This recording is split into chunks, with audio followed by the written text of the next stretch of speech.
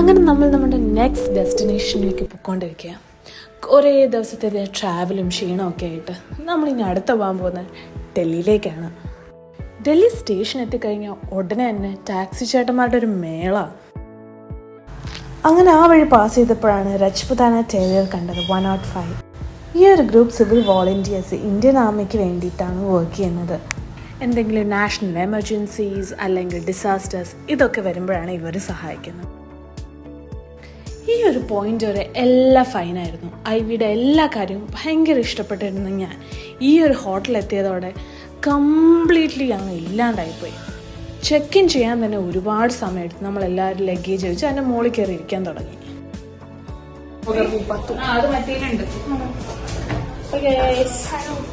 ഇതല്ലേ നമ്മൾ second floor എത്തിയില്ലേ?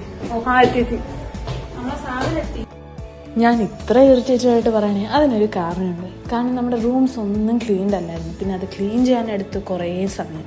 അതെല്ലാം കഴിഞ്ഞ് നമ്മൾ ഡ്രസ്സ് ചെയ്ത് എല്ലാം മാറി നമ്മൾ വെളിയിലേക്ക് പോകാനുള്ള എക്സൈറ്റ്മെന്റിലായിരുന്നു. പെട്ടിയൊക്കെ പാക്ക് ചെയ്ത് ഞങ്ങൾ പോകുന്നത്.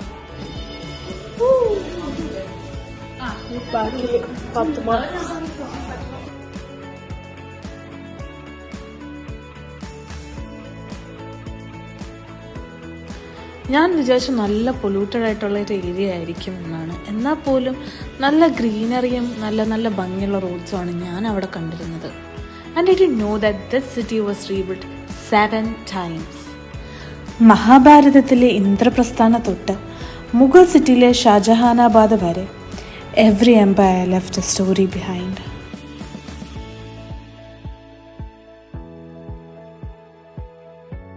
അങ്ങനെ ഫൈനലി നമ്മൾ നമ്മുടെ ഡെസ്റ്റിനേഷൻ എത്തി, കുത്തബ് മിനാർ.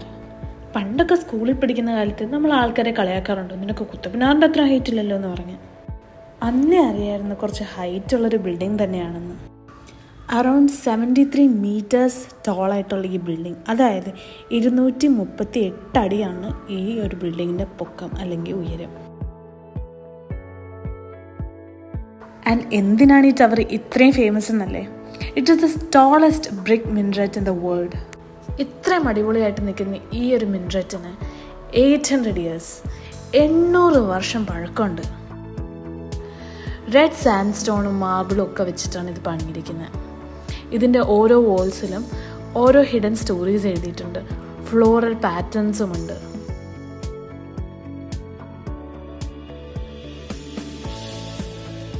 നമ്മൾ പോയ ദിവസം അത്യാവശ്യം നല്ല തിരക്കുണ്ടായിരുന്നു. മേ ബി ഡൽഹി സിറ്റിയും കൂടി ആയതുകൊണ്ടായിരിക്കാം എല്ലാവരും വിസിറ്റിങ്ങിന് വരുന്നൊരു ദിവസമാണ്. ഞാൻ ഗൂഗിളിൽ അന്വേഷിച്ചപ്പം എല്ലാ ദിവസവും ഓപ്പൺ ആണ് ഇവിടെ.